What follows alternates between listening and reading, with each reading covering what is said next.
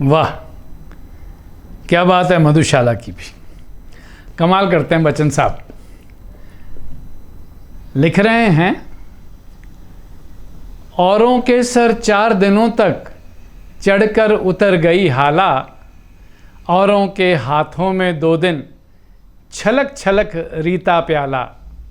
पर बढ़ती तासीर सुरा की साथ समय के इससे ही, मेरी और पुरानी होकर भी मेरी और नशीली मधुशाला। यही बात देव साहब की पर्सनैलिटी पे, देव साहब की शख्सियत पे खरी उतरती है। उनका नशा रोज़ बढ़ता ही जा रहा है। हम देखते हैं कि उनकी शख्सियत में ना जाने ऐसा कौन सा ऑरा था, क्या चीज़ थी कि उनकी फ़ैन फॉलोइंग रोज़ बढ़ती जा रही है। हम तो ये देवानंद सोसाइटी के माध्यम से देखते हैं, जब जयपुर में देव फेस्टिवल करते हैं तो देखते हैं कि एक से एक नया फ़ैन निकलता है और उसकी फ़ैन की जो बातें हैं वो भी ऐसी मतवाली मस्तानी निकलती हैं कि जैसे पता नहीं उसको कितना इश्क हो देव साहब से। ये देव साहब का ऑरा था।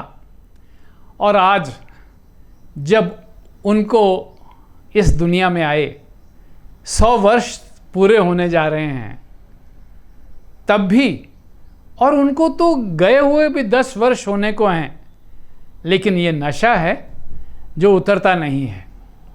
और उनके बारे में उनको फिल्मों में फिल्मकारों ने खूब प्यार दिया, खूब चाहा उन्हें।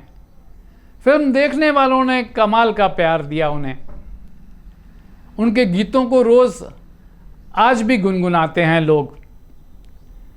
और फिर इतिहासकार या साहित्यकार कैसे अछूते रह सकते थे देव साहब की तारीफ किए बिना।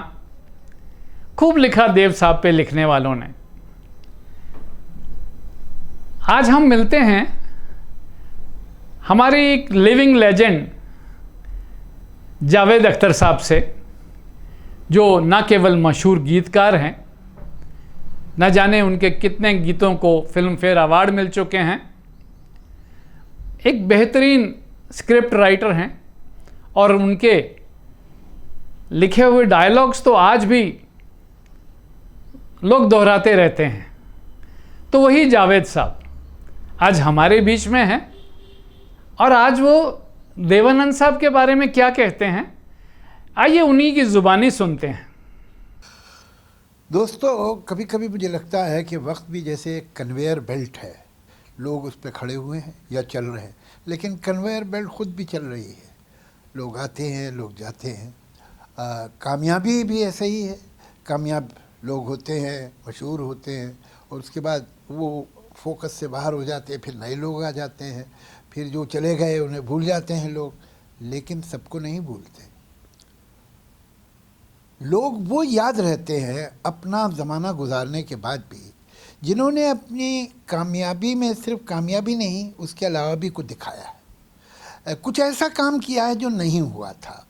कोई ऐसी बात पैदा की है जो पहले नहीं सुनी गई थी, नहीं देखी गई थी। और शायद यही वजह है कि मुझे ऐसा लगता है कि जैसे दिलीप साहब हैं या राज कपूर साहब हैं, वैसे देवानंद, ये 3 ट्रायो था अपने वक्त का, ये हमेशा याद रहेंगे। देव साहब ने एक नया हीरो हिंदी स्क्रीन को दिया था। हालांकि इनका जो शुरू के करियर है उसमें धरती के लाल और कई पिक्चरें इस तरह की है जिसमें ये एक बहुत आइडियलिस्ट, आदर्शवादी जैसे नौजवान कुर्ता पजामा पहने, जैकेट पहने। बल्कि अब मैं आपको बताऊंगा, अगर एक ऐसी भी फिल्म थी ब्लैक एंड वाइट में, मैंने देखी थी, मुझे उसका नाम नहीं याद है, कि जिसमें 2 दोस्तों की कहानी थी। उनमें से एक दोस्त जो है वो प्लेबॉय है, हैप्पी गो लकी है और बड़ा लड़कियों में पॉपुलर है, और दूसरा दोस्त जो है बड़ा शर्मीला सा, सीधा साधा, आदर्शवादी है, कुर्ता पजामा सदरी पहने हुए। ये कुर्ता पजामा सदरी में और आदर्शवादी जो था वो देवानंद थे, और वो जो प्लेबॉय था वो थे मनमोहन कृष्ण। कोई माने न माने, लेकिन ये सच है। मनमोहन कृष्ण लड़कियों के बीच में गाना गा रहे थे, ज़िंदगी है यो यो, ऐसे कुछ ऐसा था। लेकिन मैं समझता हूँ जाल, जो कि पहला डायरेक्टोरियल काम था गुरुदत्त साहब का, उसने देवानंद को एक नई इमेज दी। गुरुदत्त और देवानंद की भी बड़ी पुरानी दोस्ती थी, ये दोनों के दोनों पूना में एक ही स्टूडियो में काम करते थे और इनको हॉस्टल में कमरा दे दिया गया था। वहाँ पर ये उस वक्त दो ये एक्टर वगैरह वहीं रहते थे। तो इनकी शर्ट बदल गई, इनकी दोस्ती यूँ शुरू हुई कि देवानंद गलती से गुरुदत्त की शर्ट पहन के चले गए, इसलिए कि नाप एक थी, तो उनका भाई आप मेरी कमीज़ पहने हुए हैं। तो यहाँ से इनकी दोस्ती शुरू हुई थी और ये तय हुआ था कि अगर मैं डायरेक्टर बन गया तो मैं तुम्हें हीरो लूँगा, और अगर तुम हीरो मुझसे पहले बन गए तो तुम मुझे डायरेक्टर लोगे। और देवानंद ने अपना ये वादा निभाया। इन्होंने नवकेतन अपने भाई के साथ बनाई थी और उसकी पहली पिक्चर अफसर जो है वो चेतन आनंद साहब, जो कि ख़ुद बहुत बड़े डायरेक्टर थे, उन्होंने की थी। लेकिन फिर जाल बनाई गई।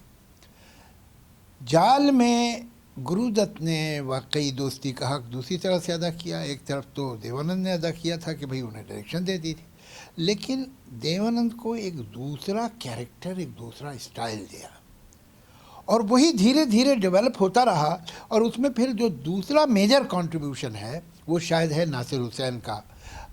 मुनीम जी और इसके बाद एक पिक्चर आई थी अपना ये छोड़ दो आंचल ज़माना क्या कहेगा, जिसमें पेइंग गेस्ट। तो ये जो फिल्में थी उसमें एक नया रोमांटिक हीरो, मॉडर्न, मिस्चीवियस, लेकिन बदतमीज़ नहीं। वो हीरोइन को छेड़ता ज़रूर है लेकिन हैरेस नहीं करता है।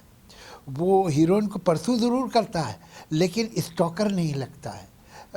देवानंद का जो चार्म और जो स्वीटनेस थी, और इस रोल में बहुत ख़तरा होता है कि आप ऐसे लगे कि आप हीरोइन को स्टॉक कर रहे हैं या हैरेस कर रहे हैं या बदतमीज़ी कर रहे हैं उसके पीछे जाके गाना गाने में। और आजकल तो ख़ासतौर से हम लोग इन मामलों में बहुत सेंसिटिव है, लेकिन देवानंद के अंदर इतनी डिसेंसी थी और इतनी मासूमियत थी कि वो आपको ये करते हुए ख़राब नहीं लगता था। छोड़ दो आंचल ज़माना क्या कहेगा, ओ छोड़ दो आंचल ज़माना क्या कहेगा।